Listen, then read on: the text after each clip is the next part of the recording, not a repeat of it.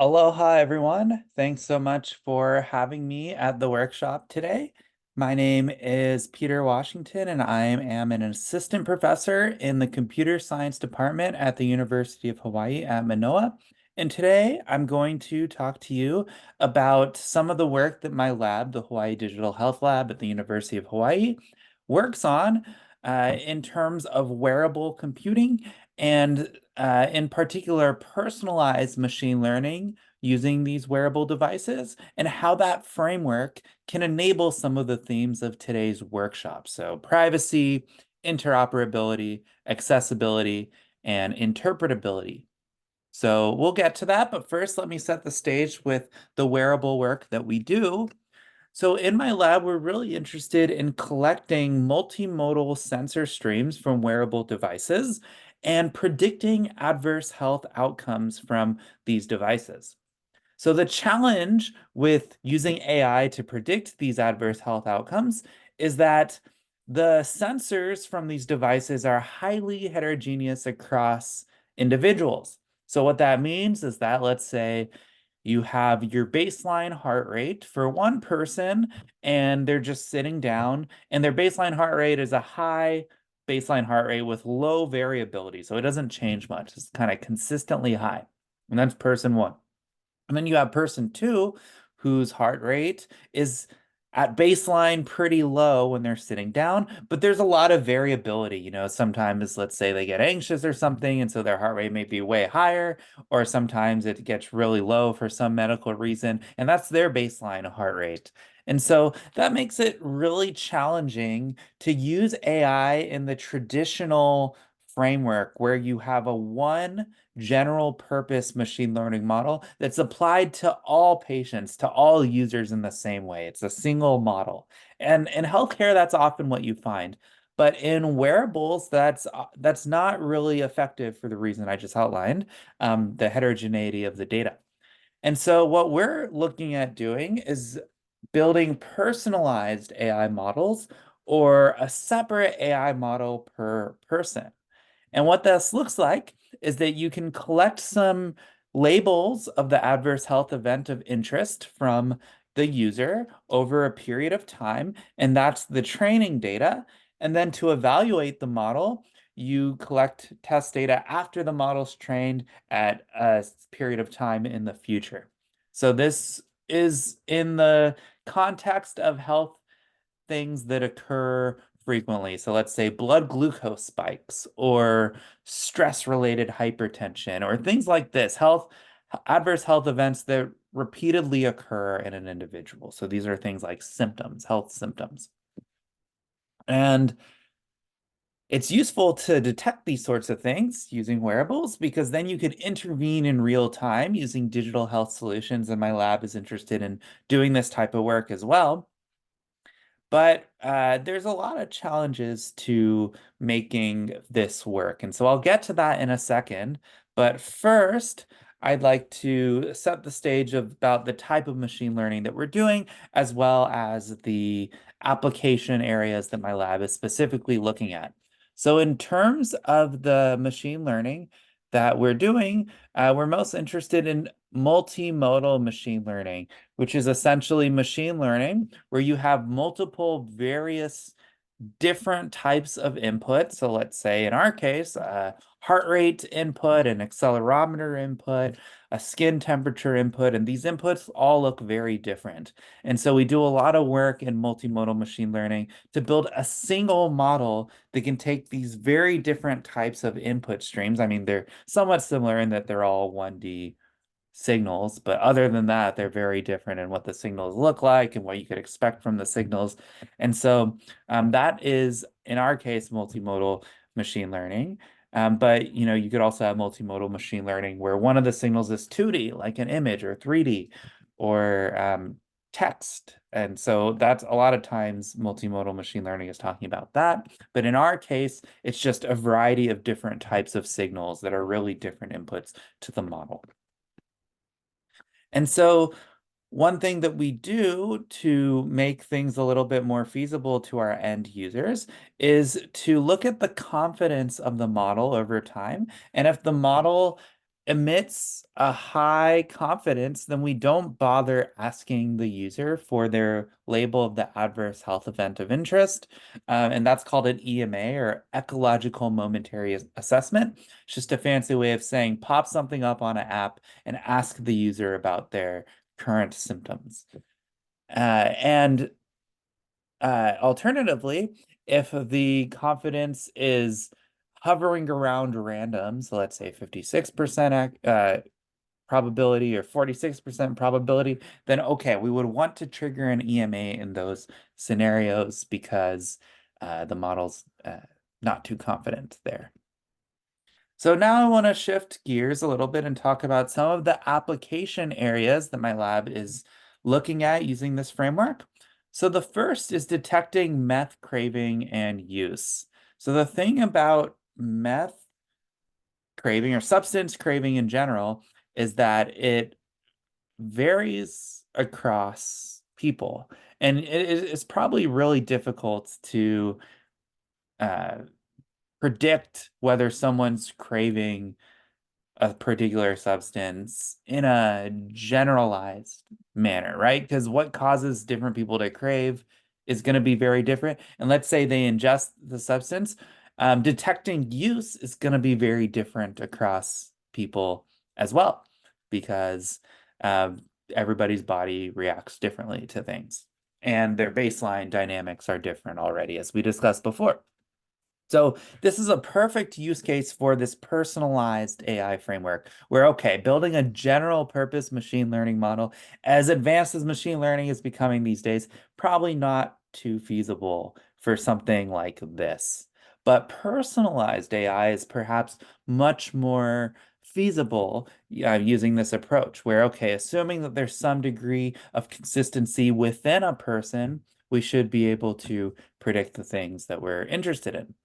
And so we're running this project with a large team, as you can see here, consisting of some clinical collaborators. So that's Dr. Guerrero and Dr. Bush from the Department of Psychiatry at the University of Hawaii Med School. So that's JABSOM, as well as the Queens Medical Center in Hawaii. We have a community collaborator, that's Heather Lust from the Hawaii Health and Harm Reduction Center, which is helping us out with recruitment, as well as some partners at Hina Mauka as well. We're also working with Dr. Christina Phillips, who's an expert behavioral scientist looking at substance use and cravings in Hawaii. So we're very lucky to have her on the team, as well as an all-star team of PhD students in Hawaii. So Chris, Ali, and Yinan are working on the mobile sensing, the AI, and the user study HCI parts of the study, respectively. And so this is a large effort. We're currently collecting data and starting to build some preliminary personalized AI models with these data. And so in this case, the adverse health event of interest is either substance use or craving, and we're interested in predicting both, given, say, a 10-second window of all of these biosignals collected, in this case, from a Fitbit. Another application area that we're looking at is detecting stress, as well as stress-induced hypertension, again, using a Fitbit and some other wearables. And we have a collaborative team here as well, with the idea that, okay, everyone is stressed by different things, and everyone's body reacts differently to stress. And so probably you need a personalized machine learning model to predict this. We're also interested in predicting blood pressure spikes. Okay, you get stressed, your blood pressure shoots up. Can we detect that using these consumer wearable devices, using personalized AI? And so just to reframe what we're doing in the AI side, we have a different AI model per person, and we use that each AI model only on the person whose data was used to train the AI model. So while this seems great, this personalized machine learning, where we're overfitting, let's say, in a good way to each person, but it's fine because we're only using the model on that person, we can get much higher performance, right? Well, in theory, yes, but we run into some practical issues. And the biggest practical issue is that these are signals, and multimodal signals, and it's going to be really difficult to extract the features of interest. So we probably can't use hand engineered features. These are much too complex, and it's multimodal, so there's interesting nonlinear interactions between the features. So probably hand engineered feature selection is not going to be the way to go. So we can use deep learning to automatically learn the features, but the problem with deep learning is that, as we all probably know, to have a deep learning model converge, you require a bunch of labels. And if we're building these personalized AI models, that means that we need a bunch of labels per person. And while that's possible theoretically, it's pretty unlikely that you're going to get someone who's willing to provide hundreds, or in many cases, thousands or tens of thousands of labels that are required, depending on the application and the types of data that are coming in, to make the deep learning model converge. So if we're just using out of the box deep learning, it's not going to work so well. And so that's been a big limitation for many years of why this personalized AI framework didn't really take off until relatively recently, um, with the advent of self-supervised learning. So the key to make this work, or essentially the key to only requiring a few labels from people, and this again enables things like privacy and the other themes of this workshop, is personalized self-supervised learning. So that's a lot. So let's break this down and talk about what self-supervised learning is. Um, so one way to introduce self-supervised learning is that it is the key to how ChatGPT works. I know everyone's super excited about generative AI, so ChatGPT and all these image generation models. The key to all of these models is self-supervised learning. So self-supervised learning, it sounds complex, but it's actually pretty simple. The idea is that, usually you need labels to train a machine learning model. You train the models to predict the label given the data. But the bottleneck is usually getting the labels, just like it is in our case. But the key to how models like ChatGPT were trained was that you can get the labels from the data itself.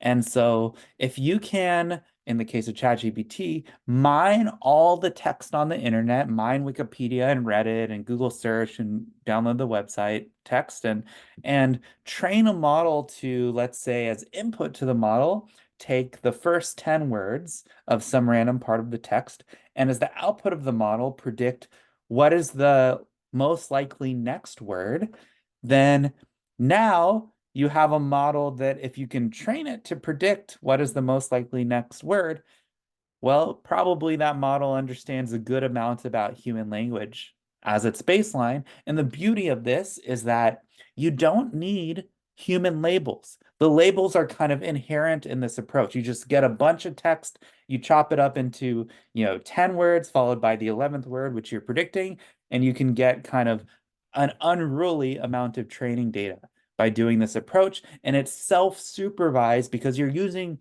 traditional supervised learning, but the labels are not provided by humans. You're getting the labels kind of for free, um, in this case. And so there's many creative ways to do that, but that's really why ChatGPT is so powerful, is because they weren't limited, at least in this first stage of training ChatGPT, of getting these labels. So you can start with a model that understands human language, and then fine-tuning that model to respond to prompts well. Okay, you could get human labels for that, but you need much fewer human labels now because you're already starting with a model that can generate kind of the most statistically likely text given previous text, and that's a pretty good starting point. And so the amount of labels you need to generate a good response to a prompt is much, much, much fewer than if you were starting from scratch, like several orders of magnitude smaller, where you could hire some people to provide rank responses and choose the best one and iteratively improve ChatGPT. So that's kind of how ChatGPT works in 1 minute. But what we're interested in doing is using that same type of approach, that same type of thinking into wearable biosignals. Um, but really quickly, I want to talk about, just to really get clear this idea of self-supervised learning. It's not just text. So this is also used in images. So for images, what people will do is, and there's many approaches to images, but one example is, let's say you box out a part of the image and you train a model to predict the missing pixels, right? So to predict the missing matrix or the missing tensor, which corresponds to the pixels and that makes it missing part. And again, if you have a model that can predict what is the missing portion of an image, probably that model is a good starting place to do any other image-based task because it could already understand it could already fill in the blank of an image. If it knows how to do that, then you could, fine tuning it to predict something like, is this cancerous or not? Well, not too difficult anymore and doesn't require an unruly amount of labels. Because it's already pretty good at baseline of understanding its data. And again, you don't need human labels here. You can kind of do this infinitely many times, choose different random subsets of the image to box out and predict the missing pixels. So with wearables, we use the same type of thing, and we've been looking at 3 different approaches for self-supervised learning with wearable data. Just to take a quick step back, so the application here is that we have, let's say, months of wearable data from one person that's unlabeled. And what we can do is take, you know, uh, 10-second segments from that massive stream of unlabeled data and predict the 11th second. So kind of analogous to the ChatGPT pre-training, but in this time, instead of predicting the next word, it's predicting the next 1 second of signal.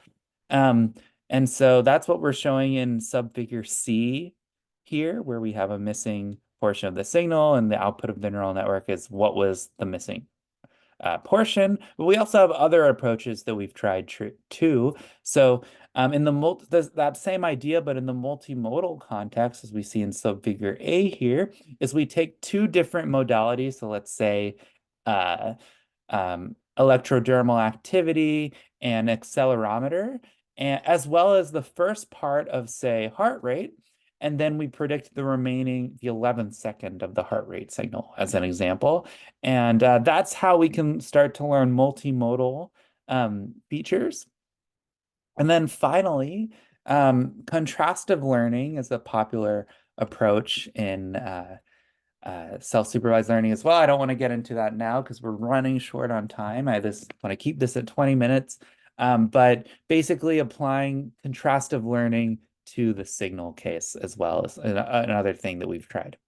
Um, so now I want to talk about how this personalized self-supervised learning can enable some of the themes of this workshop. So just to recap, we can train these personalized models to predict adverse health outcomes from wearable biosignals by doing self-supervised learning on the massive amount of unlabeled data and then fine-tuning it to some labels from the user, but now instead of the user requiring to provide, you know, hundreds of thousands or tens of thousands of labels for the deep learning model to converge, maybe now it only takes 100 or even less, maybe tens. And actually in our preliminary papers that we have published in the past year in multiple settings, we've actually found that that's the level that we achieve. Like with, let's say, 1% of the labels, we can reach the same performance when we do the self-supervised pre-training as if we didn't do it and use regular supervised learning.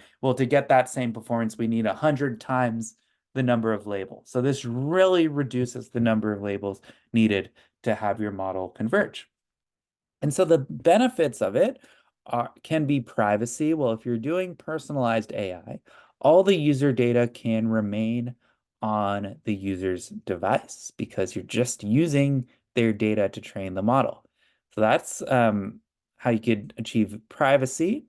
Another benefit is interoperability, where this personalized learning fits really well with federated learning, where you're training a local model but then you just share the model weights of the personalized models with a central server, and then you send those central weights that are aggregated back to each of the individual models. So that can help achieve interoperability, because in a privacy preserved manner, you're still able to merge all of the um, individual data, individual weights learned by the different models into a central model that can then be put back into the individual devices. And finally, this could help with accessibility and interpretability because the user will understand why the model makes the predictions, because they're inherently involved in the training process. In order to make this work, you're not just giving people models, they have to be in that initial calibration step of providing 30 or 40 labels of the adverse health event of interest.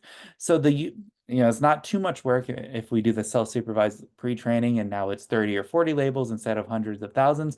But they're still kind of understanding, okay, I told it under these conditions that I have a blood glucose spike. And so that's probably why it's making its predictions, because that's the time when I told it to make the predictions. And so, inherent in this paradigm is involving the user in the pre-training process or in the training process. So yes, that is all I have.